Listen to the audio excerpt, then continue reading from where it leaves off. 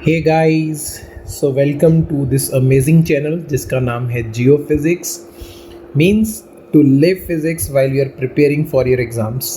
तो बच्चों, ये मैंने एक सीरीज़ स्टार्ट की है जिसके अंदर जैसे कि आपको पता है चैनल का नाम है टू लिव फिज़िक्स। तो मैं रियल लाइफ सिचुएशंस को लेकर के आपके सामने आऊँगा और उसके थ्रू रियल लाइफ कॉन्सेप्ट्स को डील करने की कोशिश करूँगा।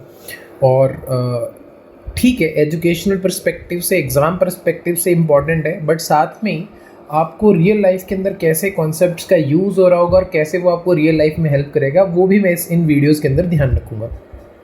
And yes guys, in order to learn do watch these videos till the end. ठीक है, आप डेफिनेटली कुछ ना कुछ सीख करके जाओगे।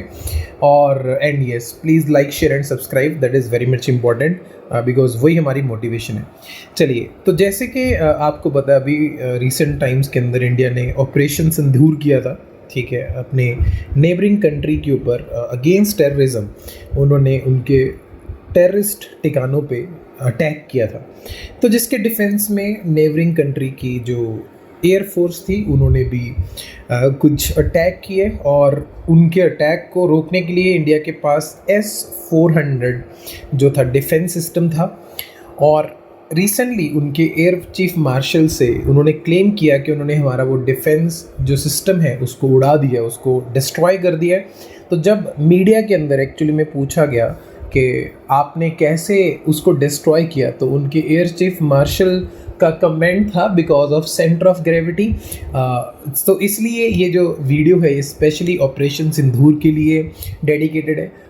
तो जैसे कि आपने देखा होगा इसका थंबनेल भी, so our Indian NCERT has defeated their air chief marshal because उन्होंने ये जो शब्द यूज़ किया है सेंटर ऑफ ग्रेविटी, उनको वो इस चीज़ को समझ भी नहीं रहे थे, but still he used it, है ना। मतलब इतने उच्च पदवी के ऊपर बैठे हुए लोग आप ऐसे गलत कॉन्सेप्ट्स को आप बोलोगे तो I think so we should call out to them, right. तो लेट्स सी कि what exactly centre of gravity, और आप भी आगे चल करके अगर आप किसी ऐसे ओहदे पे पहुंचते हो तो आप ऐसी गलती ना करो। तो उसके लिए मैं यहाँ पे सेंटर ऑफ ग्रेविटी को एक्सप्लेन कर रहा हूँ।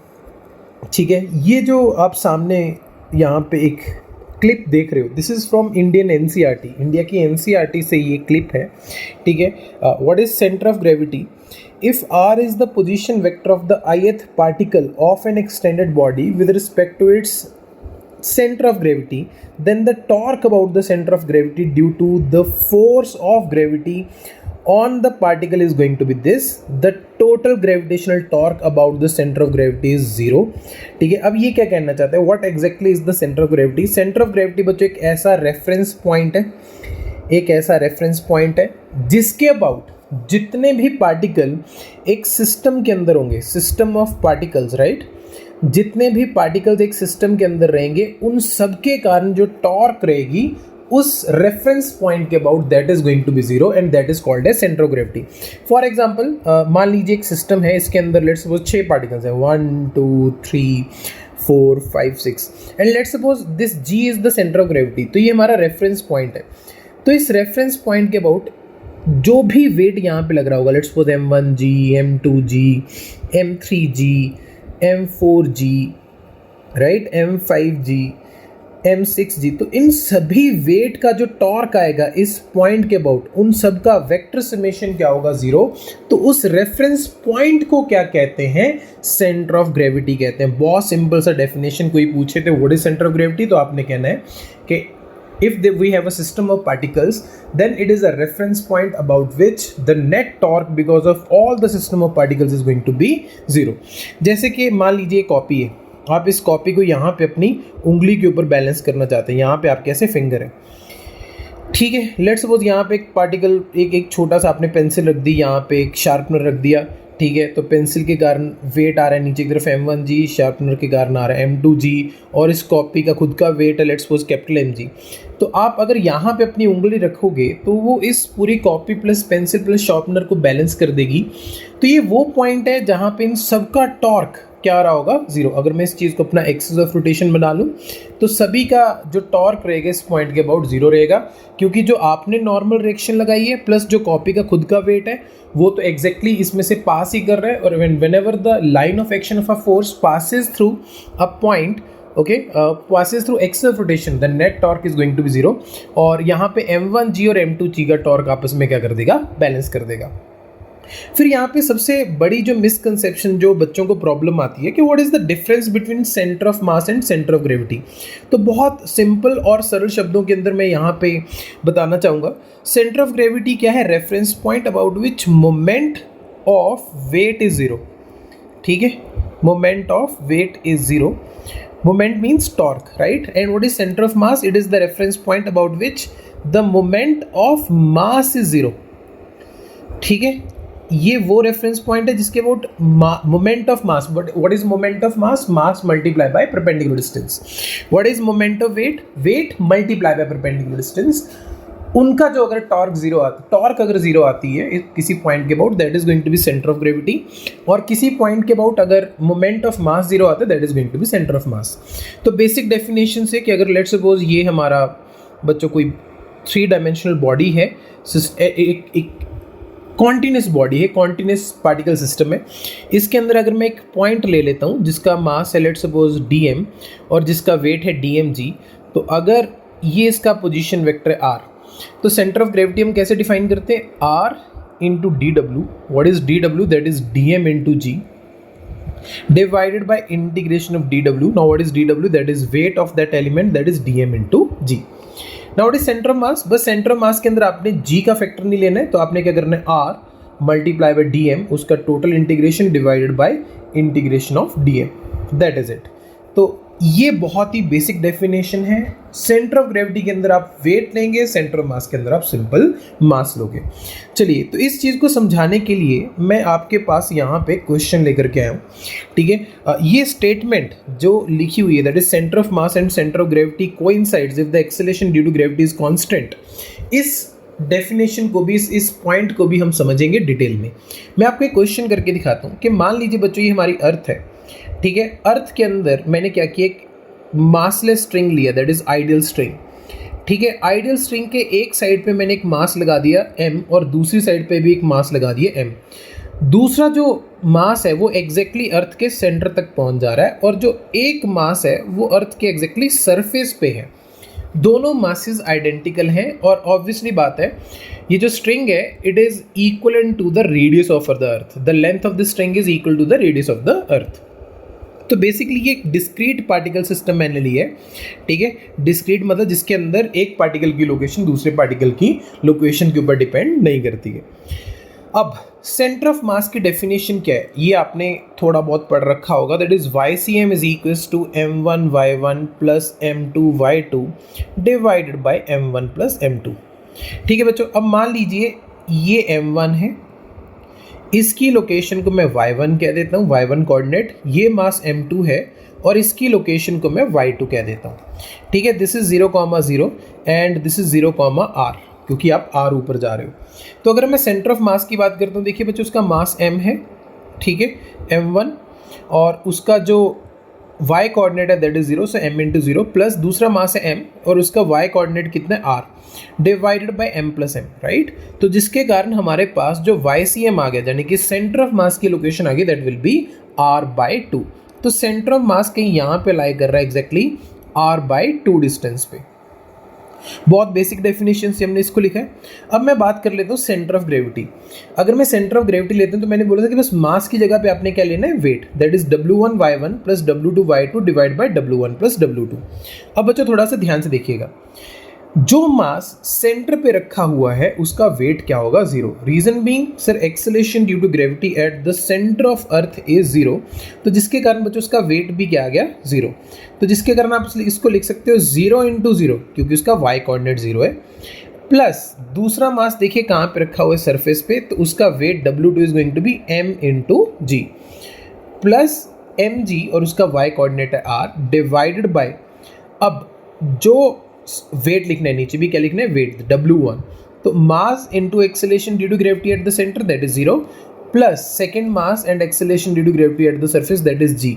तो जिसके कारण बच्चों यहाँ पे देखिए ऊपर भी mg आ गया, नीचे भी mg आ गया, कैंसिल आउट होने के बाद YCOG यानी कि सेंटर ऑफ ग्रेविटी जो आ रही है that is at a distance r from the centre. देखिए सेंटर ऑफ मास एग्जैक्टली यहाँ पे लाई कर गया और सेंटर ऑफ ग्रेविटी आपकी कहाँ पे आ गई, बिल्कुल सरफेस पे आ गई।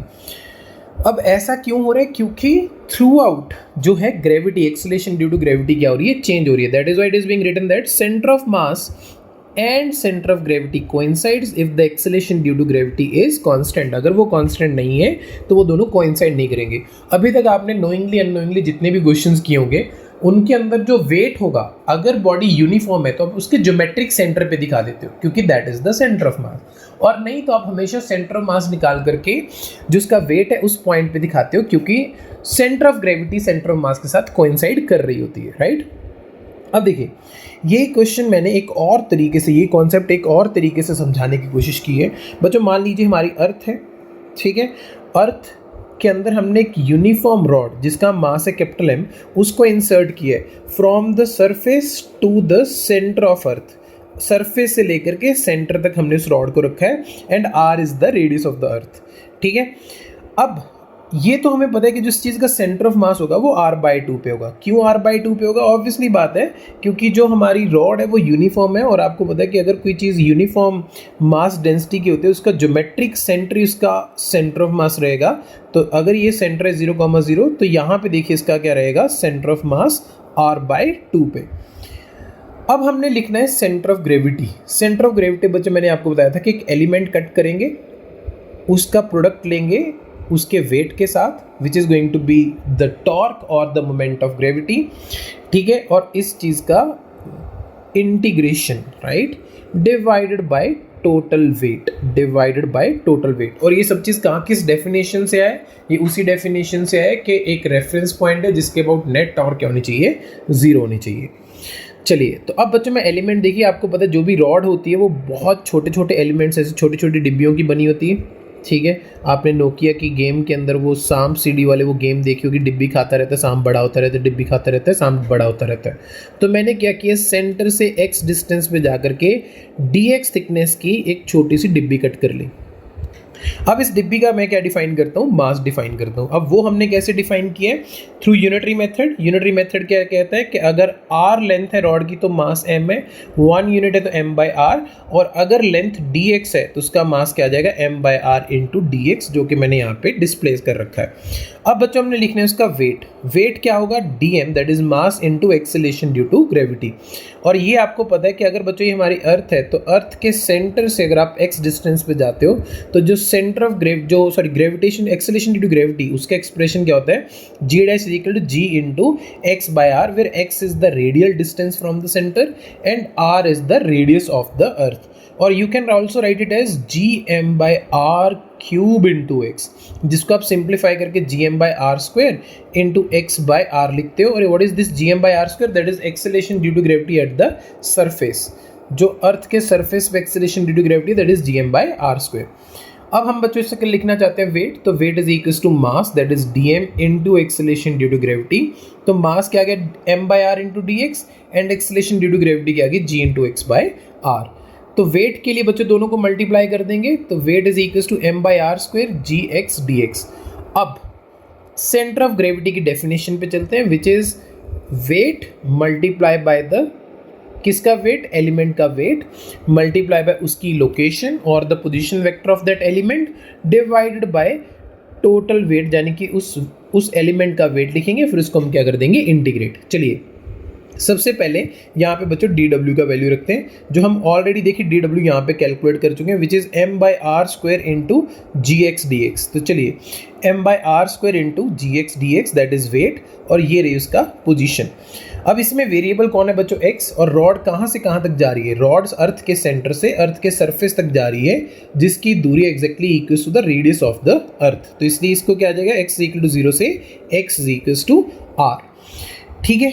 और नीचे सिर्फ वेट लिखना है, that is m/r square into g into x dx। बस ये यहाँ पे एक पोजीशन के कारण x एक्स्ट्रा आ रही है, यहाँ पे वो x का कोई रोल नहीं है, और क्योंकि x ही वेरिएबल है इसलिए 0 से r। अब mgr स्क्वायर कांस्टेंट है, बाहर आ जाएगा, नीचे से भी कांस्टेंट है, बाहर आ जाएगा, आपस में क्या हो जाएगा, कैंसिल आउट। ऊपर बचेगा एक्स स्क्वायर डी एक्स, नीचे बचेगा एक्स डी एक्स। ऊपर वाले की बच्चों इंटीग्रेशन करेंगे 0 से r, नीचे वाले की भी इंटीग्रेशन करेंगे 0 से r, तो जिसके कारण एक्स स्क्वायर की इंटीग्रेशन आ जाएगी एक्स क्यूब बाय 3 लिमिट्स 0 से r, और x की इंटीग्रेशन आ जाएगी एक्स स्क्वायर बाय 2 लिमिट्स आ जाएंगी 0 से r। तो जिसके कारण ऊपर आपका बन गया आर क्यूब बाय 3, नीचे बन गया बच्चों आपका आर स्क्वायर बाय 2, तो जिसको आप लिखोगे 2r by 3। So that is the location of the centre of gravity. तो देखिए सेंटर ऑफ मास जो यार सेंटर से बच्चों कितनी दूरी पे आ रहा है r बाय 2, और सेंटर ऑफ ग्रेविटी सेंटर से आ रहा है 2r by 3, and they are not coinciding. Why they are not coinciding? Because the center of mass and center of gravity coincides if the acceleration due to gravity is constant. Okay बच्चों, तो I hope so कि आपको ये concept समझ में आया होगा, और जब भी आप अब किसी अच्छी पोस्ट पे पहुंचोगे तो आप कृपया करके इस शब्द को हल्के में नहीं लोगे। What is centre of gravity? हर एक चीज़ के पास सेंटर ऑफ ग्रेविटी होती है। उनके एरोप्लेन के पास भी सेंटर ऑफ ग्रेविटी थी, हमारे S-400 के पास भी सेंटर ऑफ ग्रेविटी है, आपके पास भी सेंटर ऑफ ग्रेविटी है। इसका कैसे वो डिस्ट्रॉय हो गया उससे कुछ भी लेना देना नहीं है, ठीक है। कोई भी चीज़ जिसके जैसे ये फ्री फॉल करेगी उस पर फोर्स लगेगी, उसने नीचे आना ही आना है। हाँ, क्या वो ये कहना चाहते थे कि हमने बॉम्ब गिरा दिया because of gravitational force it falls on S-400? तो वो तो बच्चे को पता है, वो तो आपके घर के सामने एक छोटा सा पिद्दू सा बच्चा भी जो खेल रहा होगा उसको भी पता है। So guys that is it from my side, and please do share these videos, do like these videos, and do watch these videos because it will give us lots of motivation, and please subscribe करना मत भूलिएगा। See you in the next video, तब तक के लिए bye bye, take care.